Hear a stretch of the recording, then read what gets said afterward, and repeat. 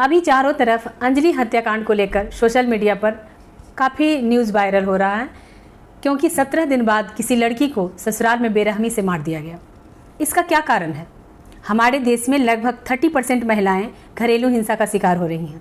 उसमें लगभग 40% महिलाएं ऐसी हैं जिन्होंने कभी स्कूली पढ़ाई भी नहीं की। इसका कारण है कहीं ना कहीं शिक्षा इससे जुड़ती है, लेकिन कहीं है कि शिक्षित होते हुए भी वो घरेलू हिंसा का शिकार हो रही हैं।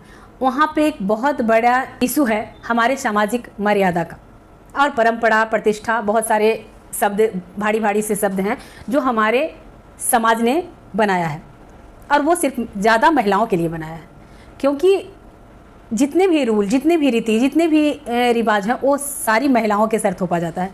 पुरुषों पे कम ही ऐसे हैं रीति रिवाज जो जिन्हें उनके सर दिया जाता है, ज़्यादा महिलाओं के सर ही दिया जाता है कि ये प्रतिष्ठा, सम्मान और इज्जत की बातें सारे लड़कियों के पल्ले मढ़ दिया जाता है। तो आज हम बात करेंगे कि शादी के जस्ट बाद या 2-4 साल बाद लड़कियां क्यों ऐसे बेरहमी से मार दी जा रही हैं। इसका क्या कारण है? इसमें कौन दोषी हैं?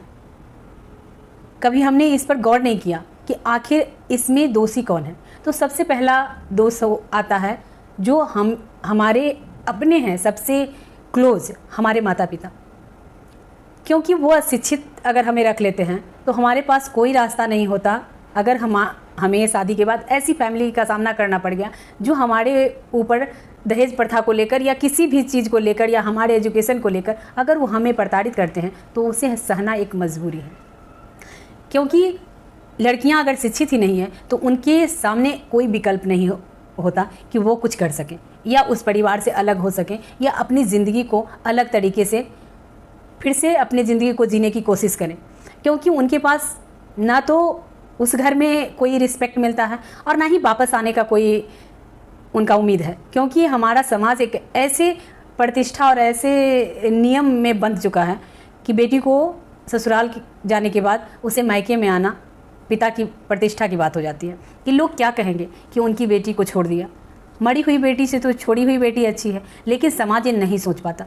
मरने के बाद उनके लिए केस लड़ना या कैंडल जलाकर उनके लिए समाज से अनुरोध करना कि हमें हेल्प चाहिए, ये सब एक बाद में करने का क्या मतलब है? जब वो जिंदा थी आपने उसके लिए नहीं सोचा, बचपन से आपने उसे इस तरह का एजुकेशन नहीं दिया कि वो अपने जीविका उपार्जन भी कर सके। तो अब आज मरने के बाद ऐसा क्यों? तब भी चुप रहिए।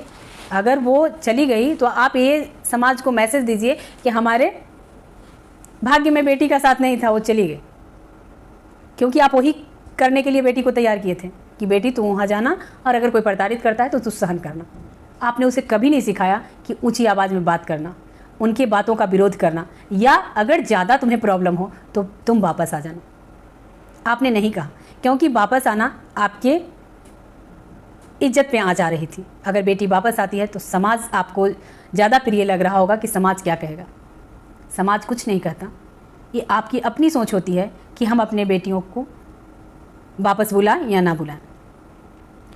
इस तरह हमारे लिए, लड़कियों के लिए हमारा समाज या हमारा परिवार जो है एक ऐसा जीवन तैयार करता है जिसमें उसे संघर्ष ही संघर्ष है।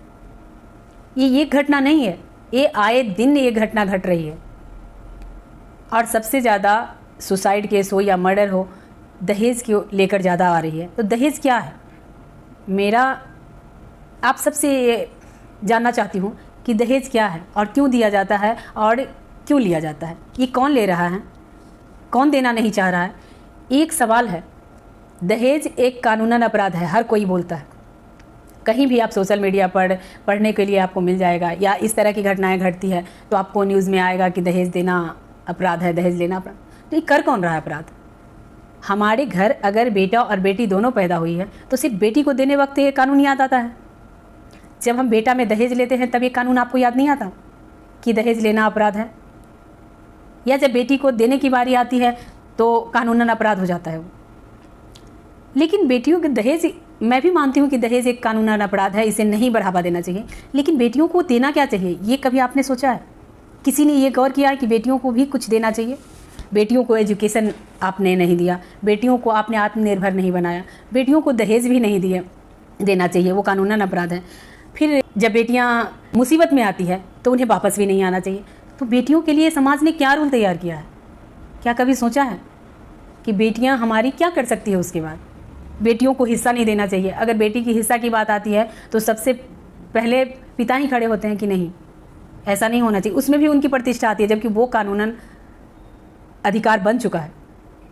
तो जहाँ लड़कियों के लिए राइट कानून बना है वो भी आप लोग नहीं मान रहे हैं, और जहाँ रॉन्ग बना है वो भी आप लोगों को अजीब लग रहा है। तो कौन सा कानून आप फॉलो करना चाहते हैं लड़कियों के लिए?